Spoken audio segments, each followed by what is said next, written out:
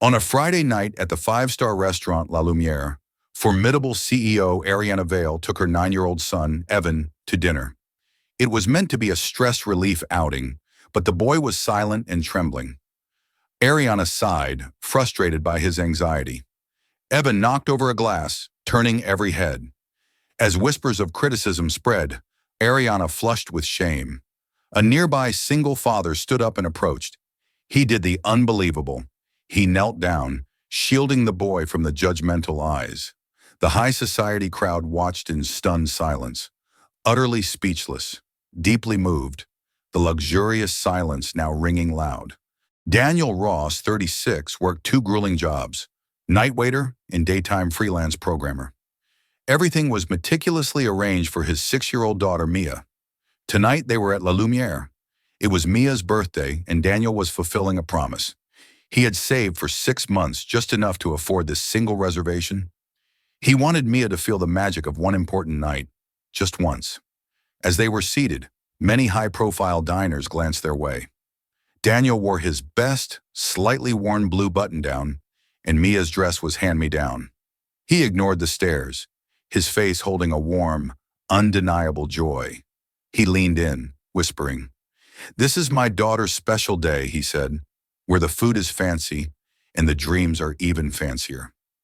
Daniel looked at Mia and saw her mother, a kind nurse who had taught him, "Presence matters more than presence." Since her death, Daniel had promised to always be present.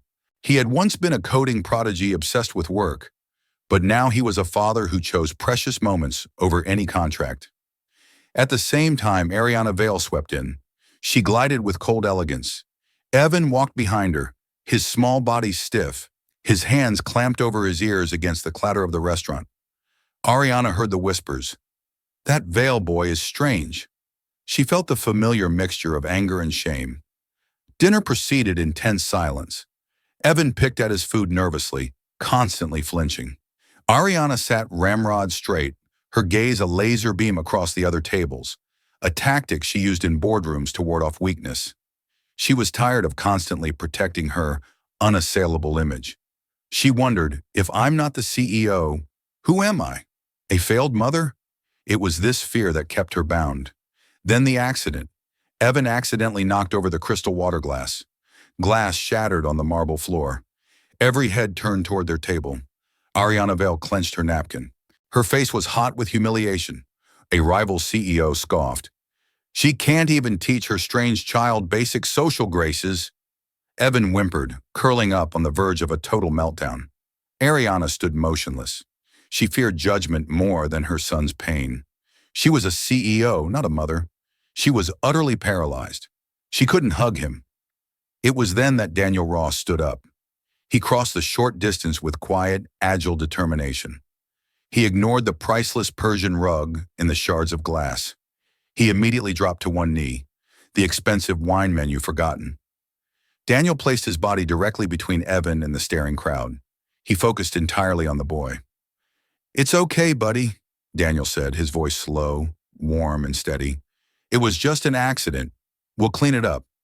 Accidents happen to everyone." He began gathering the pieces, completely shielding Evan.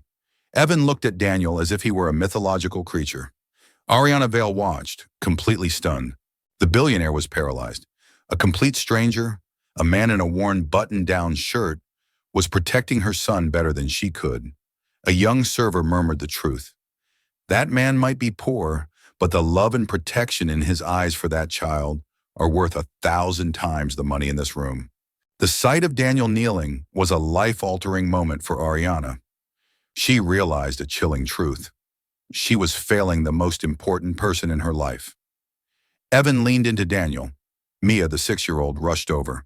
She took Evan's hand. "Don't worry," Mia chirped. "Kids spill stuff all the time. Accidents happen." Evan smiled, a small, undeniable curve. Ariana approached Daniel, her movements stiff. "Why did you do that?" she asked, her voice barely a whisper. Daniel stood up. "Because that boy," Daniel answered simply, "doesn't deserve to feel shame. Shame is poison." His silent judgment pierced Ariana's heart. They exchanged contacts. I want to see Mr. Daniel again, Evan insisted. Days later, disaster struck Vale Enterprises. Her assistant Mark reported, "Corporate emails have been leaked. The board is questioning your competency, citing irresponsible neglect of your son." Ariana was desperate, needing a PR miracle. But more importantly, she needed to know how to be a mother. She called Daniel. "Mr. Ross," she said stiffly, "I need your help. Can you teach me how to talk to my son? I'll pay anything." Daniel agreed, but with one condition. "You must show up, not as the CEO, but as Evan's mother who listens. The currency here is time and vulnerability." Their tutoring sessions began at a local park. Daniel was patient. An example. He taught Ariana the art of listening without fixing. It was difficult. The first time when Evan spoke of his fear of a waiter's pointy hat, Ariana almost interrupted. "I'll buy that company so they change their uniform." Daniel had to gently stop her. "Not every problem requires a business solution, Ms. Vale. Sometimes it just needs a nod." Ariana flushed, not with shame but with sudden comprehension. "I always fix things," she confessed. "I don't know how to just feel." Daniel showed her how to use a slower, softer tone to address Evan's sensory issues, teaching her to describe his feelings instead of trying to eliminate them. "I see you're scared by this noise. I'm here, and the noise will pass." Daniel also challenged her to practice wordless empathy. He instructed her to sit next to Evan for 10 minutes, saying nothing, simply resting a gentle hand on his shoulder. At first, Ariana found those 10 minutes longer than any board meeting. But then she realized it was the nonverbal language Evan truly needed. He began to understand how much those small gestures could say. He coached her on the power of physical presence. "Get on your knee, Ms. Vale," Daniel stressed. "Put yourself at his level. It's an act of equality." This was the hardest lesson Ariana ever learned. One afternoon, a dog barked near the playground. Evan immediately went rigid, shaking uncontrollably. Ariana frantically reached for noise-canceling headphones. Daniel reacted instantly. He wrapped his arms around the boy from behind. "It's just noise, buddy," Daniel murmured. "Daddy's got you. You are safe right here." Evan calmed down faster than ever before. Daniel then taught Ariana the power of praise. "Ask the boy what the monster is thinking," Daniel advised. "Praise the effort, not the outcome." Evan began to blossom. He started to laugh, a genuine, refreshing sound. Ariana began to see Daniel not as a waiter, but as a moral pillar. One evening, Evan snuggled into Daniel's side. "Mom," the boy whispered, "can Mr. Daniel be my dad? He knows how to keep the noises away." Ariana choked up. She had wrestled with that thought, but Evan had spoken the truth. The relationship between Daniel and Ariana deepened. They were two co-parents orbiting their children's joy. One night, Ariana walked Daniel to his old sedan. She saw a stack of science journals and certifications in the trunk. She recognized the logo of the American Institute of Computer Science. "Daniel," she asked, her voice barely audible, "you're Daniel Ross, the chief architect for the Prometheus AI. You were about to become a billionaire." Daniel sighed. "I was," he confirmed. "Prometheus was supposed to be my crown jewel. But when my wife passed, I found myself coding a world I no longer wanted to live in. I sold my shares for a pittance, walked away from the spotlight. People called it the madness of a near billionaire. To me, it was the only choice. No asset in the world could buy 1 second of listening to my daughter breathe." Ariana wept. She took his hand. "You gave up your entire future. For your daughter, you are the most successful person I know." Daniel looked at her. "Father is the only title I want to keep." The following weekend, Ariana invited Daniel and Mia back to La Lumière for a private thank you. But the chairman of the board, Mr. Hartman, a ruthless, old-school executive, walked into the private room. He was there to ambush her. Hartman scrutinized Daniel, who was wearing his best, slightly small suit. He scoped out Mia, who was happily coloring on an expensive tablecloth. He smiled, a cold, predatory gleam in his eye. "Ariana," he announced, his voice carrying clearly, "I see you found a surrogate father, a simple laborer with no clear means of support. Your judgment is clearly failing." Hartman escalated the attack. "This spectacle proves you are unfit to lead." Laughter and whispers spread through the restaurant. Ariana trembled. The secret guest sitting at the corner table was a prominent journalist writing about corporate ethics. She was initially there to document Ariana's imminent downfall. However, upon hearing Hartman's callous remarks, she changed her mind, turning on her phone to livestream the confrontation, wanting to expose the ruthlessness of the elite. But Daniel did not flinch. He stood up. "Sir," Daniel declared, "a man's measure as a father is not measured by his bank account or his title. It is measured by the quality of his character and the precious time he invests in his children. Unlike you, I haven't forgotten that." Hartman sneered, waving his hand dismissively. "So you teach them values with what, Ross? Your serving wages? Your tips? You have no security, no power, nothing but an old beat-up sedan and a heart of kindness. This is Vale Enterprises, not kindergarten. I will not have this company led by your weakness." Ariana stepped forward, but Daniel put a hand on her arm, reassuring her. He turned back to face Hartman. "Mr. Hartman," Daniel said, his voice dropping, sharp as a laser, "I may not have the company, but I chose my life. You are the chairman, but you have a $500 tie you can't tie yourself, and 2 grown children who have blocked your number. A man's worth isn't in what he earns, but what he never compromises.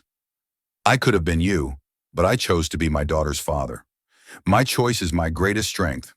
Before the chairman could deliver a final blow, Evan moved. The silent 9-year-old stood up. He ran to Daniel. He wrapped his arms around the single father. Evan screamed, tears streaming, his voice echoing through the shocked silence of the room. Evan's sobs shattered the room's luxurious silence. Ariana's anger turned into a cold dread. She realized Hartman wasn't just attacking her, he was attacking Daniel, the man who saved her son. In that moment, she vowed to protect this man at all costs. She looked at Daniel, his stillness her final fortress. Hartman's calculated plan was destroyed by the pure heart of a child. This confrontation was being live-streamed by a secret guest. The server whispered, "The boy smiled last time. This time, he stood up and fought for him." The ensuing media storm was exactly what Ariana needed.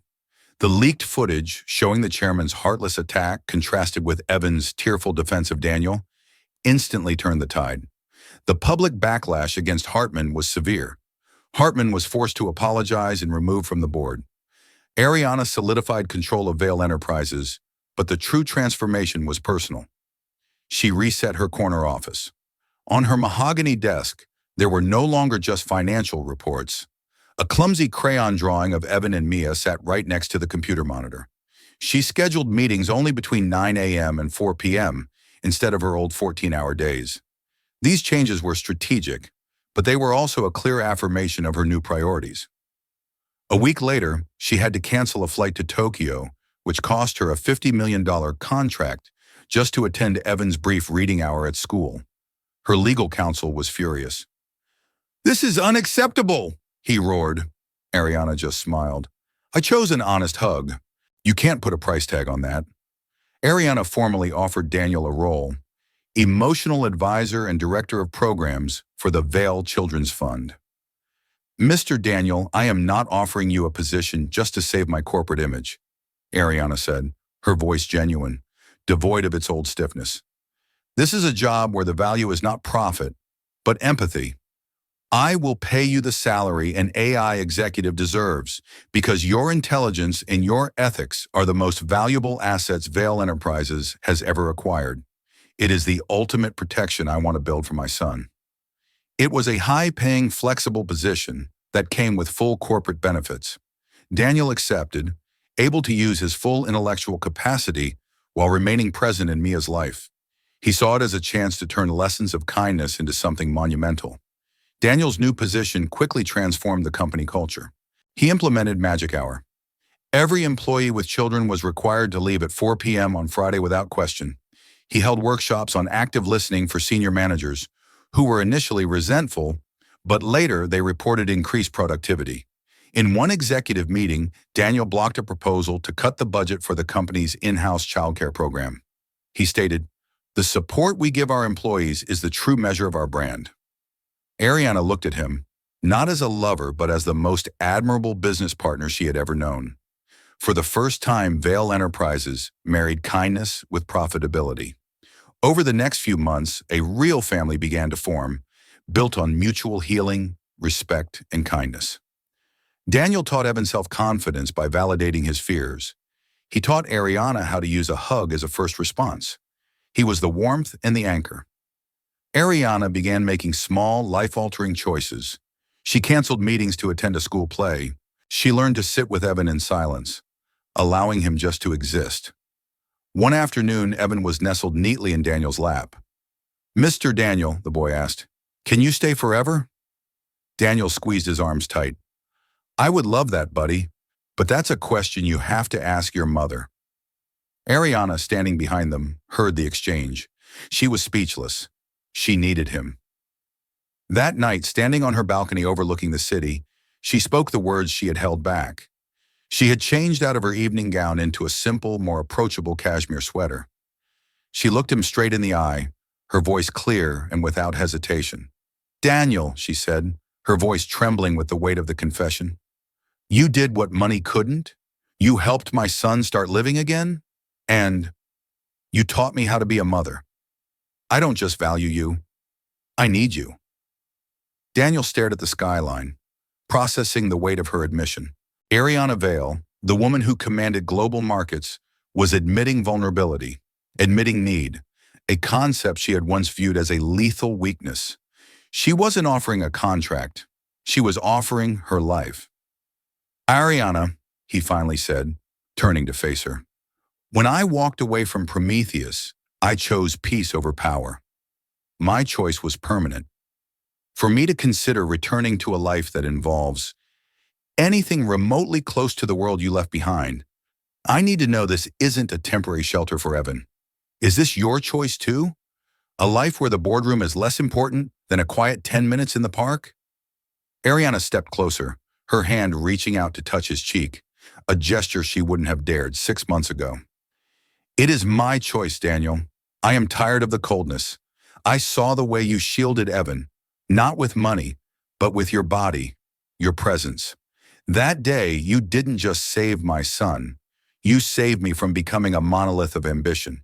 I now measure success by Evan's laughter and Mia's simple happiness.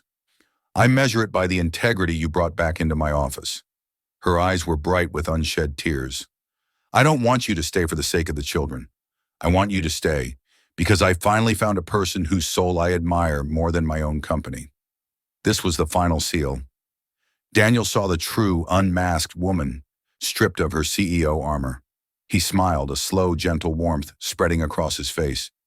"Then I am staying, Ariana," Daniel affirmed. "I will be the father, the partner, and the anchor. But we build this foundation together on 2 principles: radical honesty and total presence." They stood under the streetlights. For the first time, Ariana felt that the most precious thing in her life was standing right beside her. And it wasn't a bank account. It was a future. If you believe the kindest people often show up exactly when we are lost, type, "I choose kindness." Ariana's choice of Daniel was final. It stemmed from an overwhelming, undeniable desire for a healing connection. The ultimate test came in a real-life challenge a few months later. Evan was at school when the massive, unexpected fire alarm went off during a thunderstorm. Evan panicked, curled into a tight, shaking ball. Ariana rushed to the school. Daniel arrived immediately after. He knelt beside Evan, holding him in a secure embrace from behind. "You are safe, buddy," Daniel murmured. "Daddy is here. You are safe." Evan calmed down in under 20 seconds. That evening, Ariana stood on Daniel's humble stoop.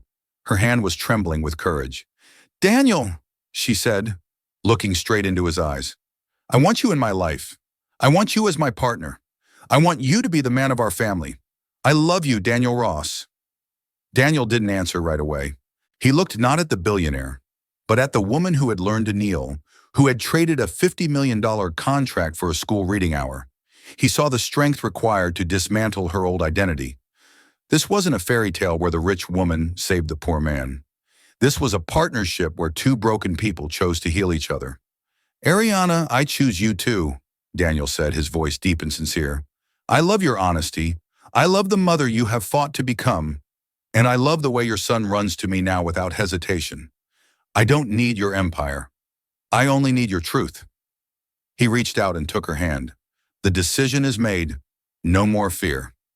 Just then, Mia burst out of the doorway, clutching a toy trowel covered in dirt.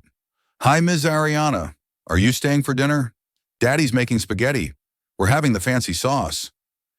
Evan, who had been hiding slightly behind the screen door, peeked out. He stepped forward hesitantly. Daniel knelt down again, bringing himself to the children's level. Evan, Mia, he said gently, your mother and I have decided we want to be a real family. Does that sound good to you? Mia screamed with delight, dropping the trowel. Yay! More people for spaghetti. Evan, you get the fancy meatballs. She grabbed Evan's hand, pulling him forward. Evan looked at Daniel, then at Ariana, his eyes wide. He didn't speak, but he slowly reached up and wrapped his arms around Daniel's neck, squeezing tightly. It was the hug Ariana had been unable to give him in the restaurant that terrible night. Ariana felt a wave of pure, unfiltered love wash over her. She joined the embrace, their 4 bodies, 2 adults, 2 children, forming a circle of safety and commitment right there on the small, humble porch. I agree. I want to stay, Daniel repeated, his voice thick with emotion. And the fancy sauce is just canned tomatoes. But Mia says it's magic. Montage. The principles in action. Added section. Over the next few months, their new life, built on those 2 simple principles, unfolded in a series of small, perfect moments. Principle 1. Radical honesty. One evening, Ariana returned home, visibly defeated. The stock market had reacted badly to a strategic shift she had championed. She sat down at the dinner table, pushing her untouched food away. I lost, she stated flatly, not to Daniel, but to the room. I lost $150 million for the company today. I failed. Before Daniel could respond, Mia, ever the optimist, piped up, Did you try turning it off and on again, like the computer? Evan, who usually avoided all talk of her work, gently reached out and touched her arm. It's okay, Mom, he whispered, a lesson learned from Daniel. Accidents happen to everyone. You're still the best mom. Daniel simply placed his hand over hers. Thank you for saying it out loud, Ari. He used the nickname he reserved for her most vulnerable moments. That kind of loss used to define you. Now it's just a number. It doesn't define us. Now eat the spaghetti. It needs your attention more than the stock market. Ariana laughed, a genuine healing sound. The fear of being judged for failure, which used to be her greatest terror, had evaporated in the presence of their acceptance. Principle 2. Total presence. Daniel brought his programming work home one afternoon. He was trying to debug a complex algorithm for a nonprofit client. Evan, fascinated by the glow of the code, sat beside him. Ariana walked in, saw the opportunity, and instead of disappearing to her home office, she pulled up a chair. What does this line do, Daniel? She asked, genuinely curious. Daniel smiled, explaining variables and loops. Within an hour, Ariana wasn't checking her phone. She was sketching out a more efficient data structure on a whiteboard. It wasn't about the code. It was about sharing the mental space. Evan and Mia, sensing the focus, sat quietly, coloring side by side, totally absorbed. The room was silent, yet full of the deepest kind of connection. 4 people existing together, completely present. They celebrated their first full year as a family with a simple picnic in the park, the same park where Daniel first taught Ariana to kneel. No la Lumière, no fancy dresses. Just a blanket, lukewarm lemonade, and a game of catch where Ariana deliberately missed the ball and laughed heartily when Daniel tackled Evan in mock competition. The final image took place in the Vale penthouse. Ariana removed the expensive abstract painting and hung Evan's latest crayon drawing. 4 stick figures, Ariana, Daniel, Evan, and Mia, holding hands under a large yellow sun. She stood side by side with Daniel, watching the sunset cast long shadows across the gleaming floor. Remember what you said, Daniel? Ariana asked, resting her head on his shoulder. About the 2 principles? Radical honesty and total presence, he murmured, squeezing her hand. Forever. Ariana turned, her eyes reflecting the city lights, now soft and inviting. I used to think that the greatest power was the ability to acquire anything I wanted. The money, the control, the deals. She paused, running her hand along the framed crayon art. I think we just achieved the greatest acquisition in Vale Enterprises history, she whispered, a new kind of confidence in her voice. An uncompromised life. It was a trade-off worth more than any profit margin. Our family, it started the moment you knelt down to shield my son. Thank you for teaching me to do the same. Thank you for making me rich in all the ways that matter.